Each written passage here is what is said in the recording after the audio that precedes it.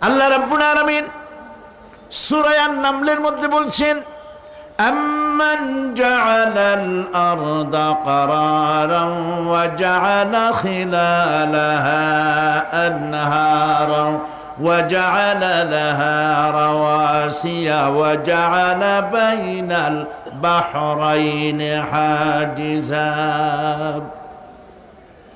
আর তিনি এই পৃথিবীর অবস্থান লাভের উপযোগী করে আল্লাহ পাক তোমার জন্য তৈরি করে দিয়েছেন, এবং এর মধ্যে নদ নদী আল্লাহ পাক সৃষ্টি করে দিয়েছেন, পাহাড়গুলিকে গেড়ে দিয়েছেন, আর পানির মধ্যে দুটি ধারা আল্লাহ সৃষ্টি করেছেন। পানির মাঝখানে একটা অন্তরাল সৃষ্টি করেছেন। এটি একটা তো আবিষ্কার হয়েই গেছে, সেটি হলো